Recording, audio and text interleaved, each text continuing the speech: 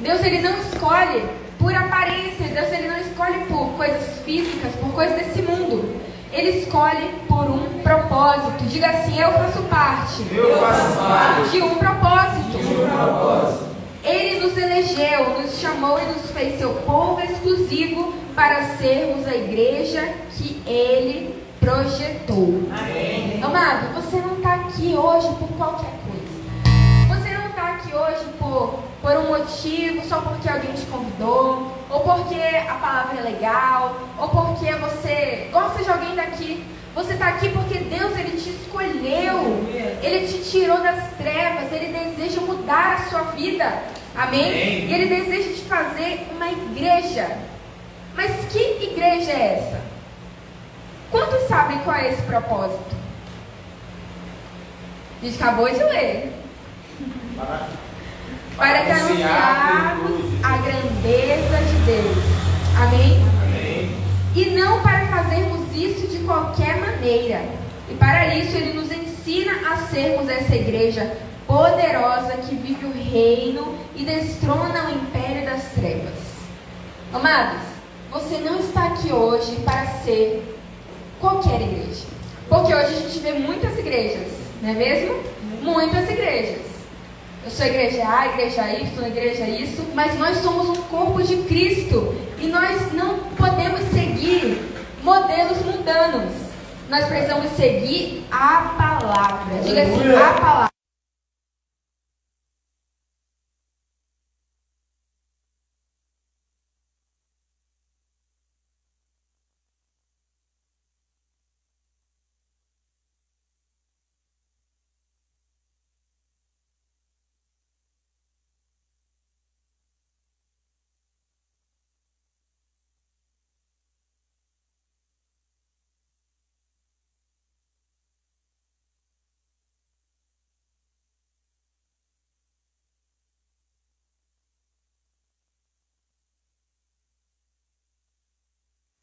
Ações concretas. Agora vamos ler. 1 Tessalonicenses 1:3.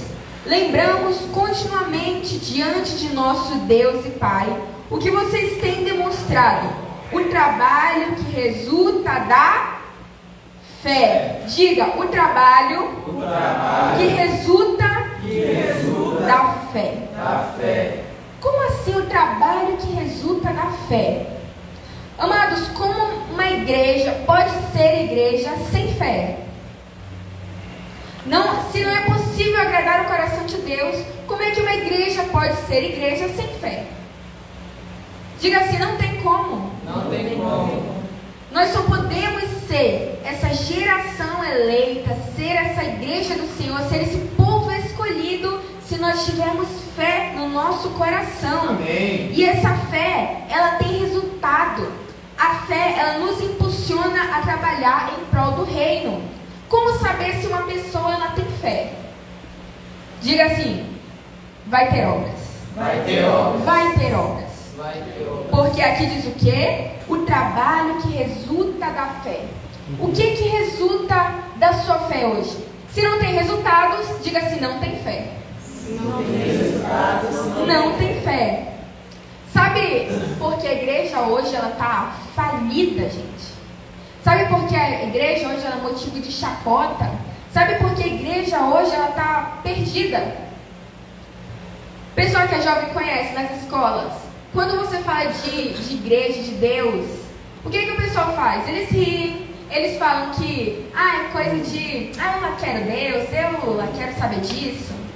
Prefere, gente, eu já conheci pessoas, vou dar essa história aqui pra vocês, que preferiam cortar que disseram assim numa brincadeira, que preferiam cortar no braço do que no culto de jovens. Olha como a igreja está perdida. Sabe por quê? Aqui em 1 Pedro 2,9, diz que há uma igreja que elas reprovaram a palavra, que há uma igreja que ela desobedeceu, há uma igreja que ela se tornou motivo de escândalo. Sabe por quê? Porque ela rejeitou a pedra de esquina, a pedra angular. Ela rejeitou a palavra do reino. E nós não podemos ser essa igreja.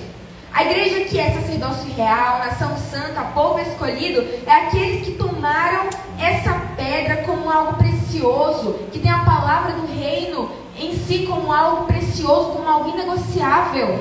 Amém? Aqui no versículo 6, 1 Pedro 2,6 diz, só ler aqui rapidamente: por isso também na escritura se contém: eis que põe em Sião a pedra principal da esquina, eleita e preciosa, e quem nela crê não será confundido. Porque a igreja hoje ela está sendo confundida como um povo que merece ser desdenhado, como pessoas que não têm credibilidade, porque elas rejeitaram a palavra do Senhor. Mas como assim a igreja rejeitou a palavra do Senhor? Sim.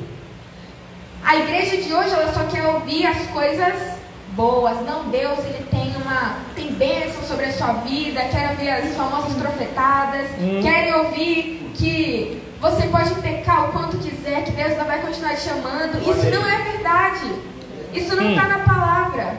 Deus ele enviou o seu Filho para nos resgatar de volta para o seu propósito. Não porque a gente... Não vou citar não, mas tem até gente que fala que nós somos o ponto fraco de Deus. Misericórdia, gente. Não. O propósito de Deus ele está muito acima de nós. E Deus enviou o seu Filho para que nós fôssemos resgatados para esse propósito. Amém. Nós fazemos parte de um propósito. Nós não somos ali o ponto fraco de Deus ou o único amor de Deus. Não, nós fazemos parte de um propósito. Amém? Amém? E como a igreja do Senhor, uma igreja operante, ela crê na palavra. E ela toma essa palavra do reino como algo precioso, como algo inegociável. Amém? E essa fé que ela tem na palavra do reino impulsiona ela a trabalhar, a dar resultados. Quando temos fé, nada pode nos impedir e nem nos paralisar. Quando nós cremos, amados, nessa palavra, nada, não tem circunstâncias que nos impeçam de cumprir aquilo para o qual nós somos chamados. Olha que coisa maravilhosa. Hoje muitos jovens eles se matam, eles têm depressão, tem isso e aquilo, porque eles não veem sentido na vida. Não é verdade? Muitos eles estão ali, se dizem até ateus, mas querem achar um propósito na vida. E eles não veem referencial. Eles não veem alguém que possa ser luz. E a igreja do Senhor, a igreja operante, ela é luz. Diga, a igreja operante. A igreja operante. Ela é luz. Ela é luz. E nesse propósito, amados, eterno de Deus, Ele nos dá um destino. Ele nos dá um propósito para a nossa vida. Hoje nós nascemos, toda pessoa que nasce, ela tem um propósito. Nesse reino, você nasceu para alguma coisa. Amém. E você precisa buscar a Deus, precisa pedir a Deus para que Ele possa te dar mais fé, para que você possa crescer em fé, para que você possa ter força para cumprir esse propósito. Amém? E um dos que eu creio que todos nós admiramos muito é o apóstolo Paulo. E vamos ver do que ele fala sobre a fé. Lá em 2 Timóteo 4, versículo 7, diz: combati o bom combate, acabei a carreira, guardei a fé. Guardar a nossa fé nos permite que, independente de qualquer situação ou adversidade, venhamos combater o bom combate. Amém. Aí você pensa, uau, se a fé consegue nos fazer com que nós sejamos tudo isso, porque a igreja de hoje ela é tão fraca, tão morta, mano. Lembra aqui de 1 Pedro? Porque ela rejeitou Cristo, rejeitou a palavra. Quantos aqui conhecem aquela visão que Daniel teve? Que sobre os sonhos de Nabucodonosor, que ele viu a estátua. Aquela estátua ela era feita de ouro, de bronze, de prata, de ferro e de argila. Enfim. E desceu uma pedra que não foi cortada por mãos humanas e ninguém empurrou. E aquela estátua que era gigante, que significava os reinos do mundo, ela foi, diga-se, esmiuçada. Ela foi quebrada, amados. Só nesse texto rapidamente, Daniel 2:34, diz assim: estava vendo isso quando uma pedra foi cortada, sem auxílio de mão, a qual feriu a estátua nos pés de ferro e de barro, e os esmiuçou. Então foi juntamente esmiuçado o ferro, o barro, o bronze, a prata e o ouro, os quais se fizeram como pragana das eiras do estio. E o vento os levou, e não se achou lugar algum para elas. Mas a pedra que feriu a estátua se tornou grande e encheu toda a terra. Amados, que pedra é essa que feriu essa estátua de ouro, de bronze, de prata? Diga assim: é o reino de Deus. É o reino de Quando Deus. o reino de Deus ele chega nas nossas vidas, ele vem destruindo tudo aquilo que um dia foi algo precioso, tudo aquilo que você pensou que um dia sabia. O reino de Deus vem te mostrando que aquilo não é verdade, que o que deve estar em primeiro lugar nas nossas vidas é o reino de Deus. E quando nós permitimos que essa palavra ela venha, ela trabalhe nas nossas vidas, ela destrua tudo aquilo que nos afasta de Deus, amados, ela vai crescendo e ela toma todas as nossas vidas. O que aconteceu?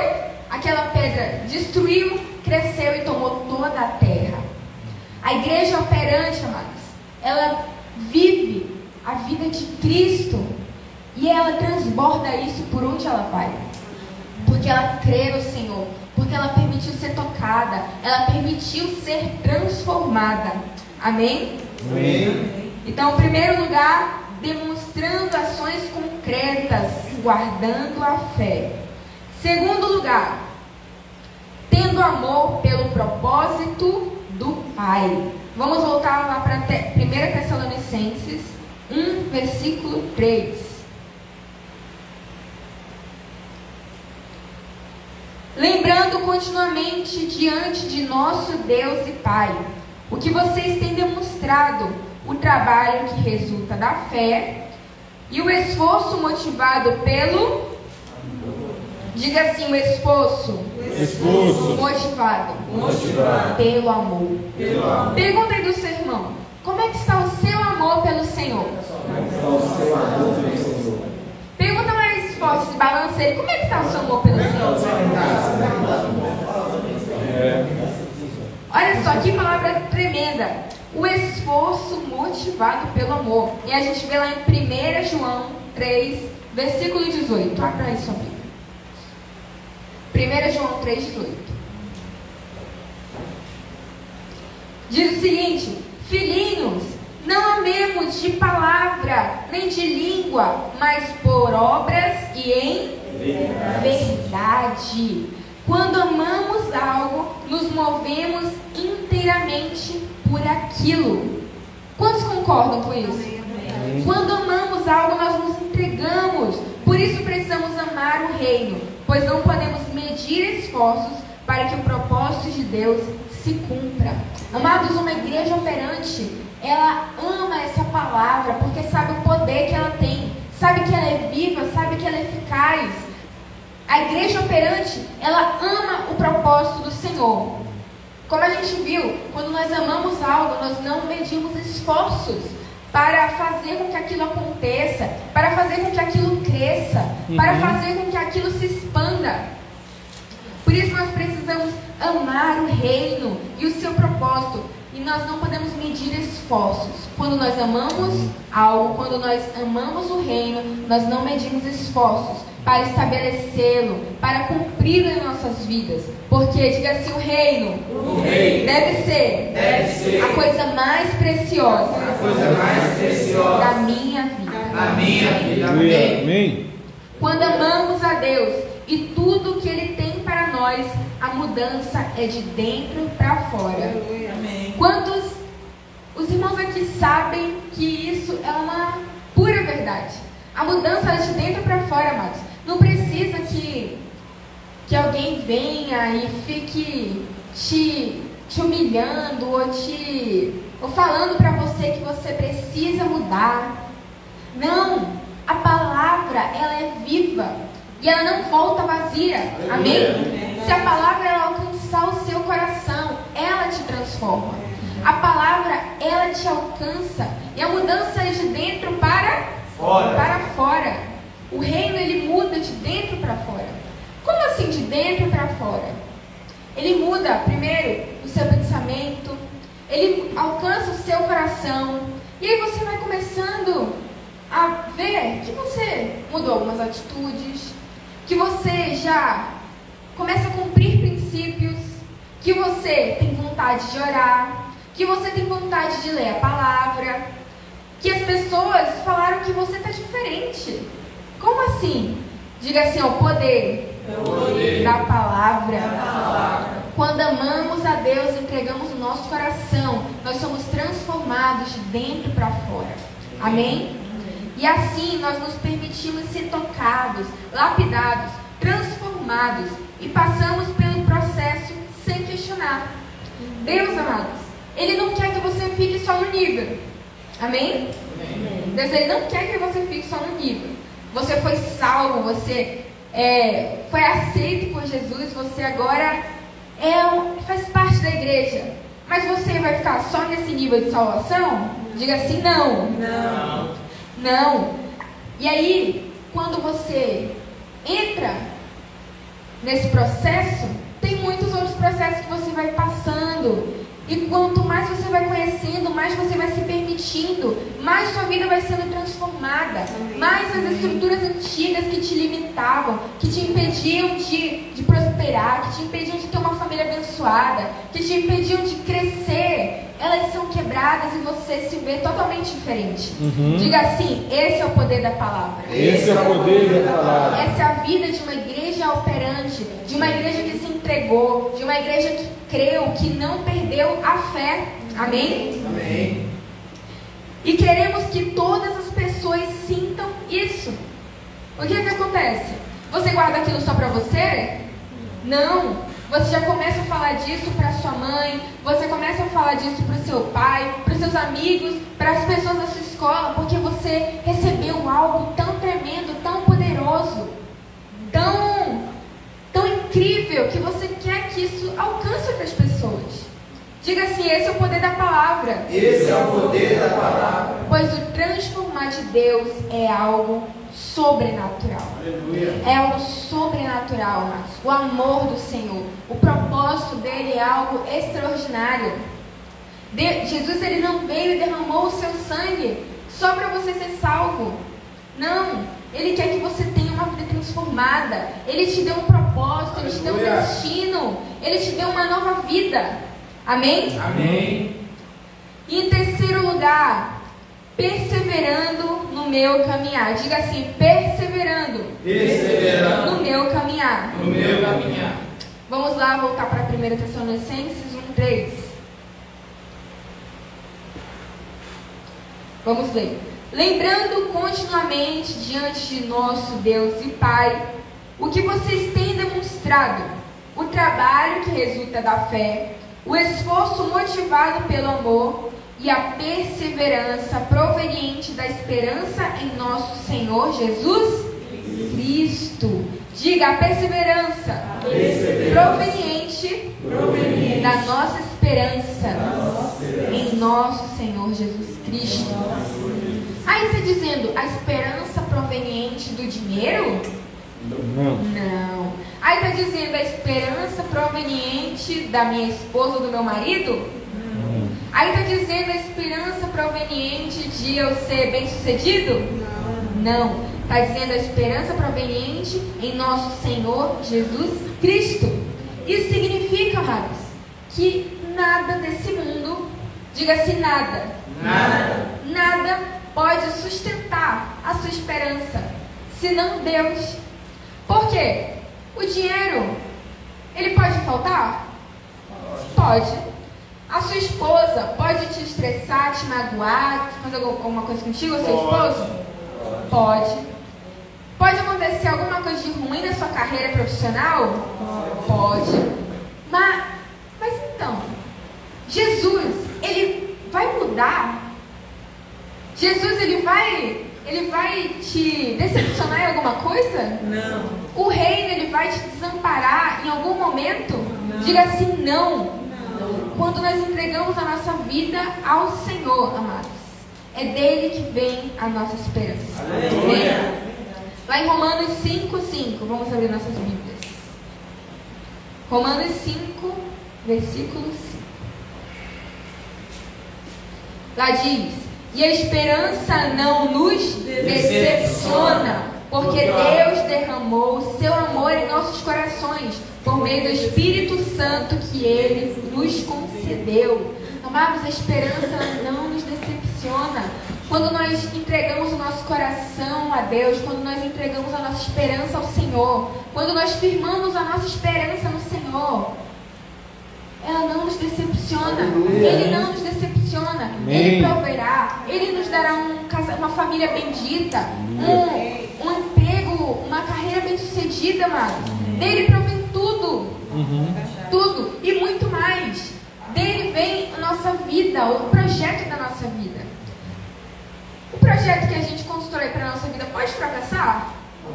Pode, mas o propósito de Deus, diga assim, jamais fracassará. Amém? Amém? Vamos abrir lá em Salmos 33, 22. Salmos 33, 22.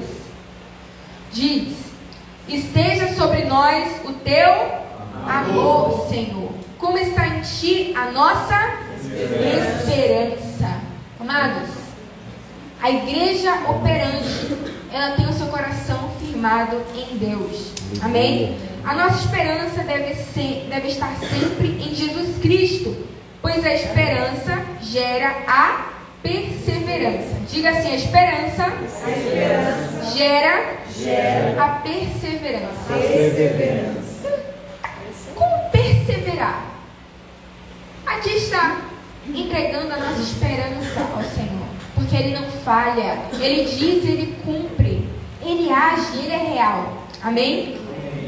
Pois sabemos que perseveramos não somente para não pecarmos, mas perseveramos porque temos esperança no propósito e na glória de Deus, que é algo muito maior do que nossos próprios anseios. E aí, por que nós devemos perseverar? É só para não pecarmos, não cairmos, não isso e aquilo? Diga assim, não. Isso é uma fase, isso é um nível. Mas conforme nós vamos crescendo no Senhor, crescendo em Deus, nós entendemos que nós devemos perseverar pelo propósito dEle, por algo muito, muito, muito maior do que nós mesmos. Por algo que Ele nos entregou, amados. Ele nos entregou o seu reino, para que nós possamos vivê-lo nessa terra. Para que nós possamos experimentar da glória do Senhor, que é algo muito maior do que nossos próprios anseios, do que nossos sentimentos, do que as nossas vontades. Deus, Ele tem coisas grandes, extraordinárias. Talvez você tenha a sua mente no nível tão raso ainda, mas Deus, Ele quer tirar essas amarras das suas mãos e te levar para níveis maiores. Aleluia. Você acha que Deus, Ele te trouxe esse mundo, Ele te projetou para ser uma pessoa fracassada? Não. Diga assim, não. Mas a decisão minha, a decisão sua, de cada um de nós, realmente nos entregarmos, realmente perseverarmos, realmente entregar nossa esperança à coisa certa, a Jesus, a Deus, amém? Firmar a nossa esperança no reino, nesse reino que jamais passará. Como a gente viu lá em Daniel, todos os reinos passarão, todos os reinos irão cair, mas esse reino permanecerá para sempre, subsistirá para sempre. E é nesse reino que a nossa vida deve estar firmada, é nesse reino que nós devemos ter fé, e é nesse reino que a nossa esperança ela deve estar. Amém? E para finalizar, vamos abrir nossas Bíblias lá em 2 Timóteo 4, versículo 8.